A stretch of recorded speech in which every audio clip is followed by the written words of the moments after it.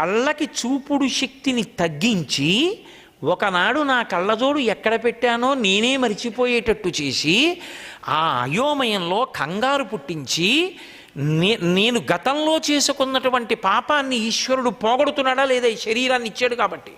ఇప్పుడు పాపం పోవడానికి ఏది సాధనం? ఇదే. పుణ్యం పోవడానికి ఏది సాధనం? ఇదే. గత జన్మలలో చేసిన పుణ్యం ఏదో ఉంది. అందుకే నాకు అసలు సొంత కారే లేకపోయినా ఎక్కడికి వెళ్ళినా దివ్యమైన కారులు ఎక్కి తిరుగుతూ ఉంటాను. ఎక్కడి నుంచి వచ్చింది నేను అలా సుఖానుభవం ఎందుకు పొందుతూ ఉంటానంటే ఏదో పుణ్యం ఉంది. గతంలో ఎప్పుడో నాకు ఒక కారు ఉండేదిలా ఉంది. గత జన్మల్లో ఎవరినైనా పెద్దల్ని ఎక్కించుకు తిప్పేనేమో. ఆ పుణ్యం ఇప్పుడు నేను కారులో తిరిగేటటువంటి సుఖంగా మారిపోయింది. ఇప్పుడు ఆ పుణ్యం ఎందుకు పోతోంది? ఈ జన్మలో ఈ శరీరం ఉంది కాబట్టి అది కారులో వెడుతుంటే పోయింది ఆ పుణ్యం అక్కడతో. ఇప్పుడు పాపము పుణ్యము పోవడానికి ఏది ఉండాలి? ఇది ఉండాలి. ఇది ఎవరిచ్చారు? నేను ఎక్కడా డబ్బు కట్టి తెచ్చుకోలేదు, ఈశ్వరుడు ఇచ్చాడు. ఈశ్వరుడు ఇచ్చాడనేటటువంటి కృతజ్ఞతా భావన మనసు యందు ఉంచుకోవడమే నివేదన. ఈశ్వరుడికి ఇది నివేదన చెయ్యాలి. ఈశ్వర, మీరు నన్ను అనుగ్రహించారు.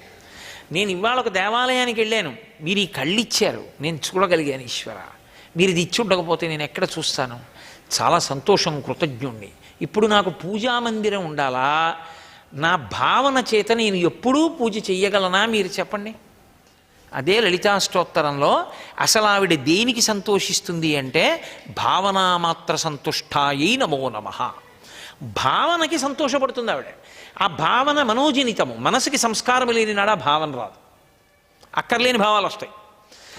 మనసునందు ఉత్తమ భావనలు కలగాలి అంటే, నివేదన బుద్ధి కలగాలి అంటే అది ఈశ్వరానుగ్రహం చేతనే కలుగుతుంది. శాస్త్రము గురువు ఈ రెండిటి అనుగ్రహం చేత కలుగుతుంది. కలిగితే నిరంతర నివేదనం చేస్తూ ఉంటాడు. నివేదన అన్న మాటకు అర్థం ఏంటో తెలుసా అండి? మంత్రం చెప్పడం మంచిదే, కాదంటలేదు, అది దోషమని నేను అంటలేదు. నివేదనము అన్న మాటకు అర్థం ఎప్పుడూ ఈశ్వరుడితో సమన్వయాన్ని పొందుతూ ఉంటాడు. ఆ సమన్వయాన్ని పొందడం నివేదించడం.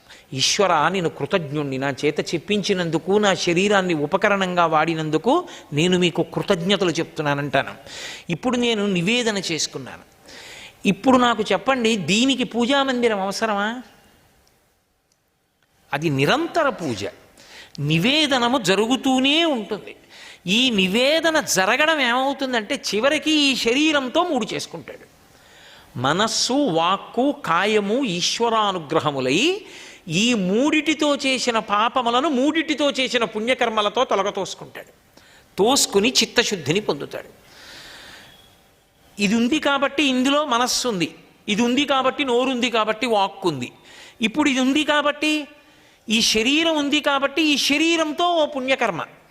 ఓ దేవాలయానికి వెళ్ళి దేవాలయాన్ని తుడవడం, దేవాలయాన్ని కడగడం, దేవాలయానికి ముగ్గు పెట్టడం, దేవాలయానికి బూజు దులపడం, స్వామివారి పల్లకి పట్టుకోవడం, స్వామివారి దేవాలయానికి ప్రదక్షిణం చెయ్యడం, స్వామి కట్టి విప్పిన బట్టలు తెచ్చి ఉతికి పట్టుకెళ్ళి ఇవ్వడం.